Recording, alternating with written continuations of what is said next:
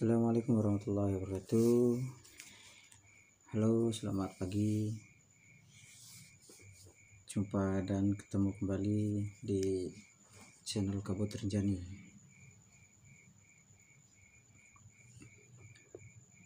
Kali ini kita masih membahas seputar pendakian, teknik-teknik mendaki. Untuk malam ini kita akan bahas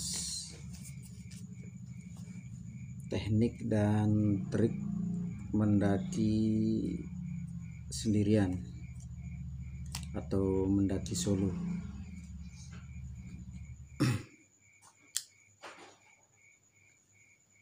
Sangat disarankan ya untuk pendaki solo mempersiapkan mental yang kuat, fisik yang sehat, dan perbekalan, logistik, semuanya harus dicek ulang dan dipersiapkan secara sangat-sangat matang. Karena bagi pendaki solo, apapun yang terjadi di trek atau di jalur di gunung, tidak ada yang bisa membantu ya. Usahakan untuk logistik dicek betul-betul, untuk peralatannya, karena di perjalanan tidak ada yang bisa membantu ya. Seumpama kita lupa membawa salah satu logistik atau peralatan, umpama kekurangan beras, kompor yang tiba-tiba rusak, kendala-kendala seperti itu biasa ya dan sering terjadi. Makanya untuk pendakian solo intinya seperti itu, mental yang kuat, perhitungan yang sangat-sangat matang, dan pilih gunung yang akan didaki tuh. Maksud saya dipilih ya, paling tidak kalau untuk pendakian solo, trek atau jalur itu pernah kita lalui sebelumnya. Apalagi kalau sampai perjalanannya sendiri untuk malam hari itu betul-betul membutuhkan mental yang kuat ya. Karena biasanya untuk pendakian sendiri itu resikonya kadang tidak betah. Di jalur sendirian timbul pikiran yang nggak menentu, kadang karena kesepian. Pasti ya, aura atau rasa takut, was-was itu sedikit tidak itu bakal timbul ya. Umpama kita merasakan sensasi ya, kalau untuk pendakian solo. Namun tidak apa-apa, itu bagus dicoba. Untuk pendakian solo, cobalah untuk yang pilih gunung yang rendah-rendah dulu ya, atau bukit yang treknya 1 hari atau mungkin 1 hari 2 hari, seperti itu ya. Pilih bukit yang agak-agak landai dulu untuk melatih kesiapan, melatih mental terutama. Kalau menurut saya yang nomor 1 adalah disiapkan mental.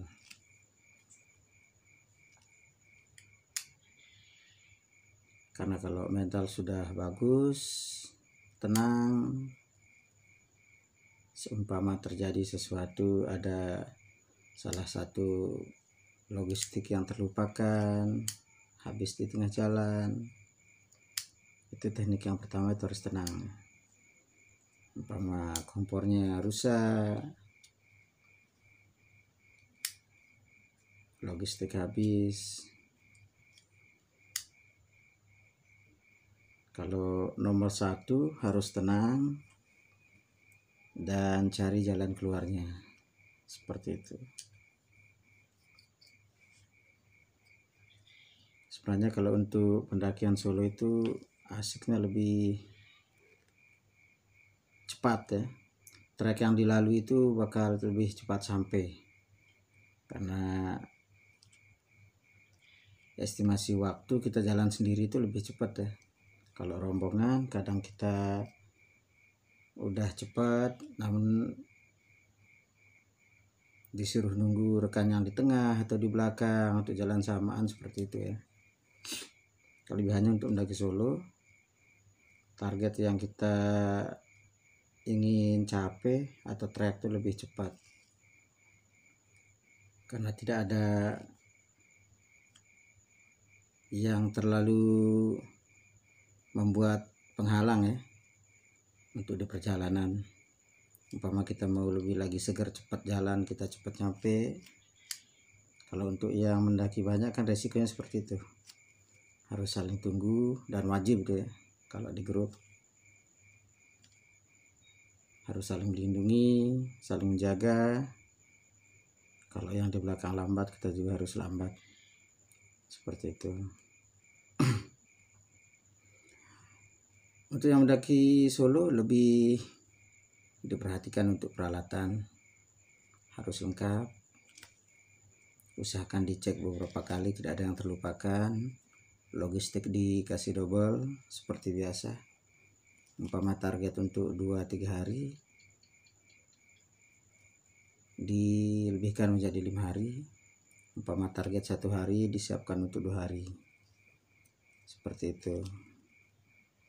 Dicek ulang lagi, dari keril dicek kondisi, siapa tahu ada yang sudah mau bolong atau putus, dicek kembali ya.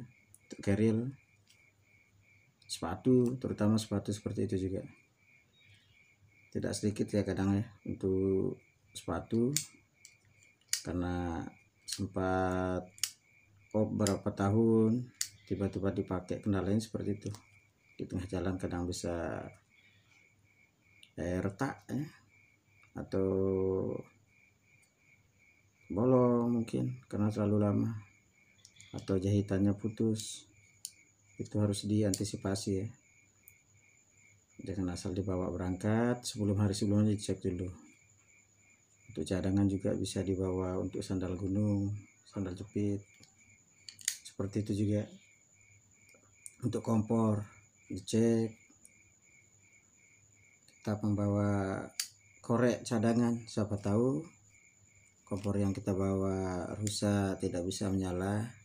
Kita bisa menggunakan kayu ya, kayu yang kering, atau bisa menggunakan parafin. Itu saja ya, dan hindari jalan malam. Kalau memang pengen harus jalan malam, usahakan jalur itu betul-betul sudah dihafal untuk pendaki solo.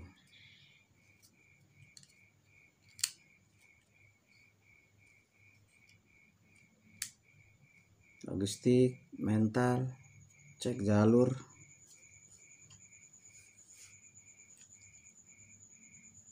estimasinya berapa hari, seperti itu ya.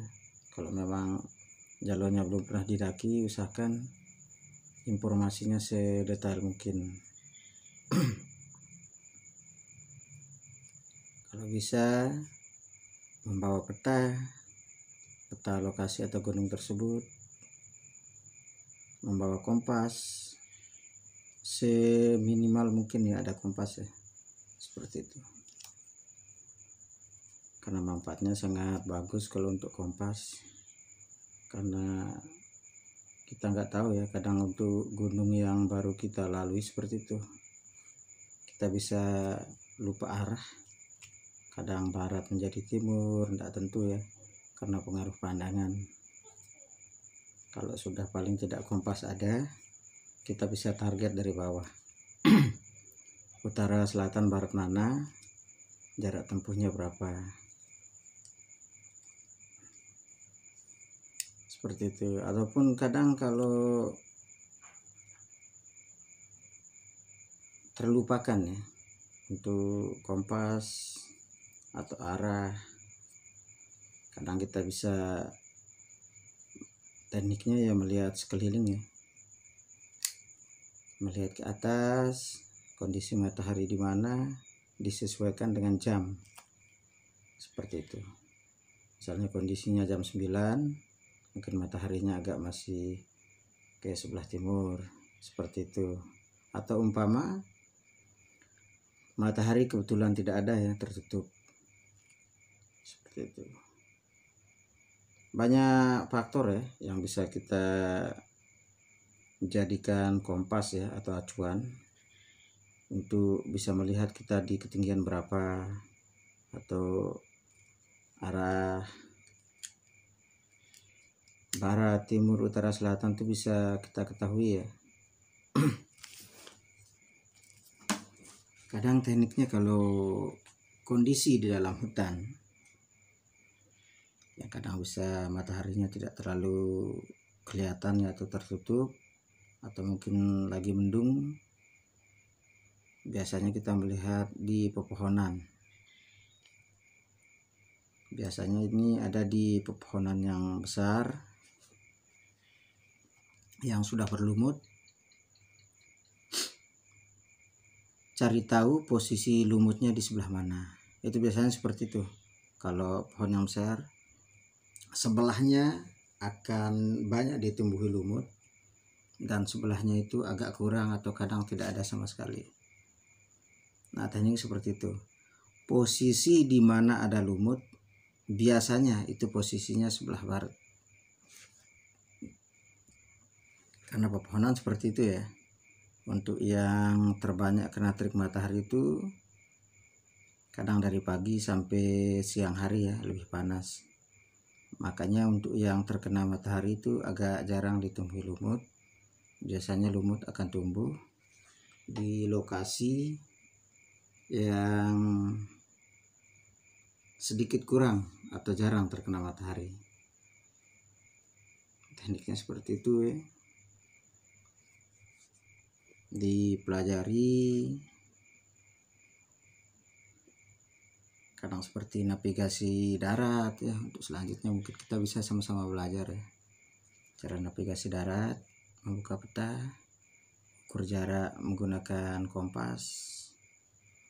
Jadi nanti kita bisa, terus terang saya juga kurang bisa ya untuk navigasi darat, namun nanti kita coba sama-sama belajar untuk video selanjutnya, seperti itu.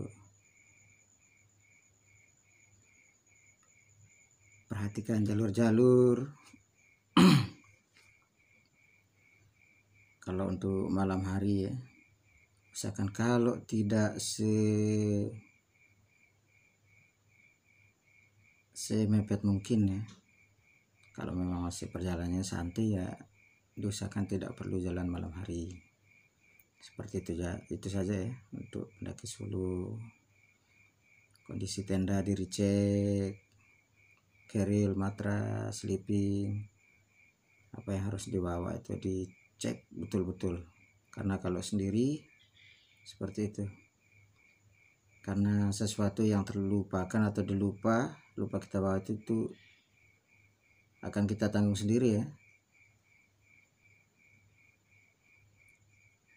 Jarak tempuh treknya berapa hari, berapa jam, kondisikan dengan air yang kita bawa, logistik, seperti itu saja.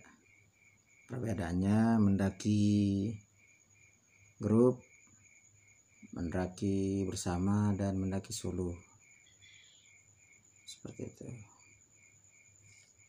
Nanti untuk selanjutnya bisa kita bahas ya, teknik-teknik mendapatkan air, di hutan.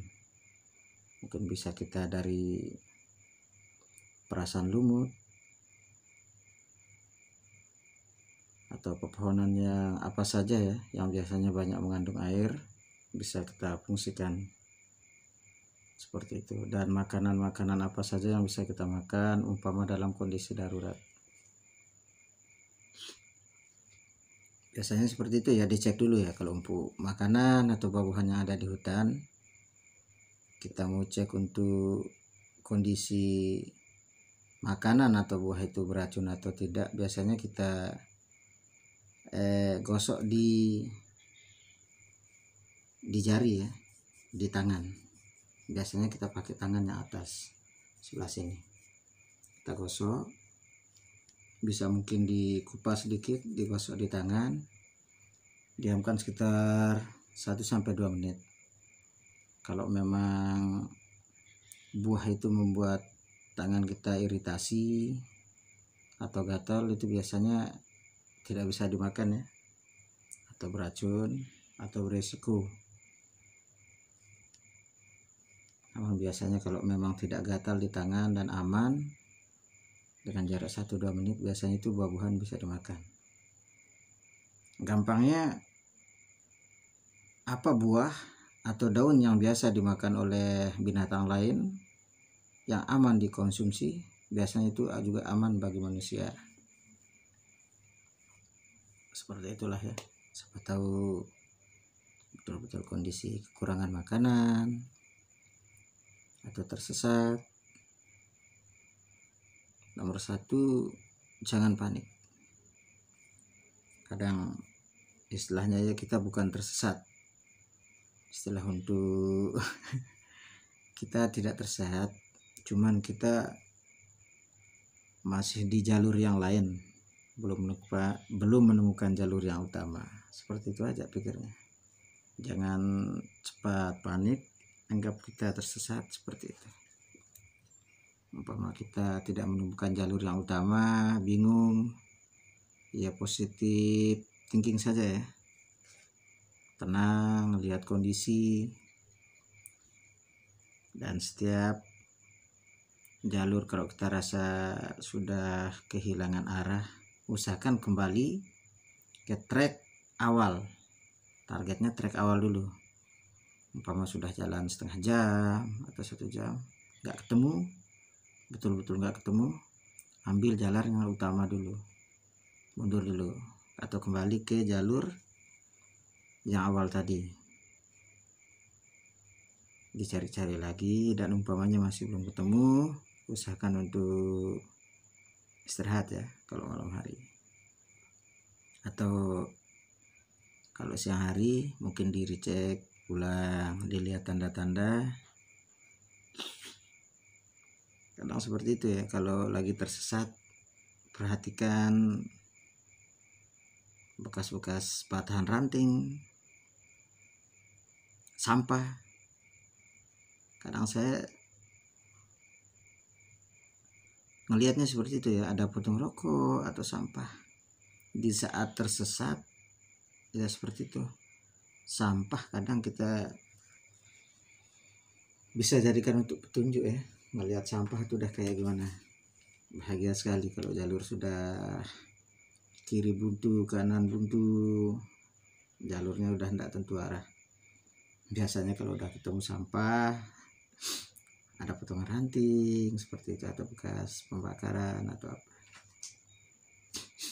itu bisa dijadikan petunjuk. Atau bisa menggunakan teknik potong ranting, atau kalau memang bawa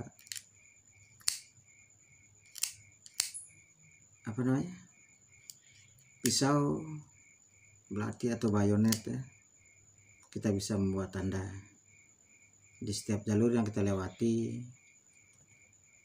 Tujuannya bukan merusak ya, ini untuk urgent.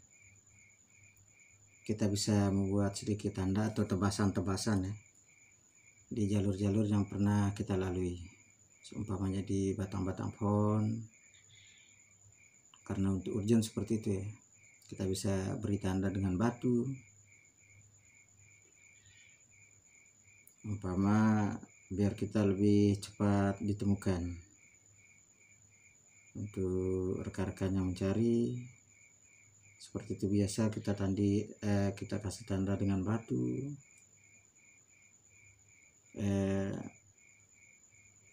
membuat asap kalau memungkinkan ya, seperti itu.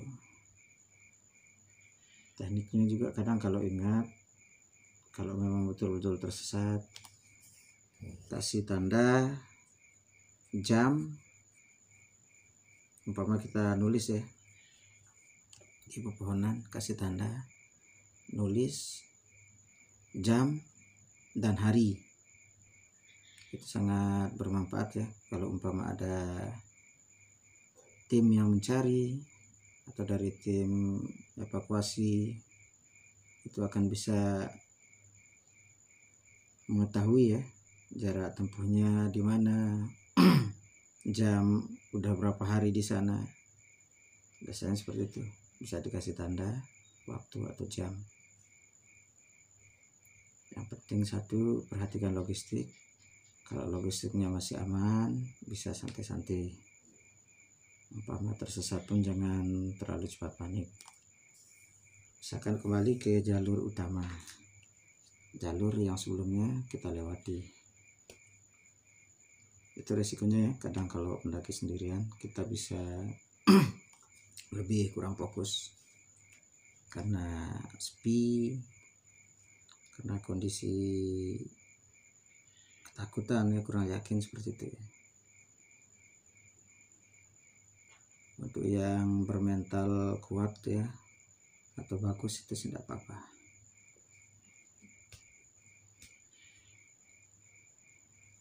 Ya seperti itu ya. Untuk next selanjutnya nanti coba kita cari-cari bahan yang lain ya, sesuai yang request teman-teman. Teknik-tekniknya kita sama-sama belajar, intinya kita sama-sama pendaki pemula, dan usahakan kita selalu safety, saling menjaga di dalam pendakian, karena yang terutama adalah keselamatan, sukses mendaki, sukses sampai rumah. Seperti itu ya. Oke, assalamualaikum warahmatullahi wabarakatuh. Salam Lestari Rimba.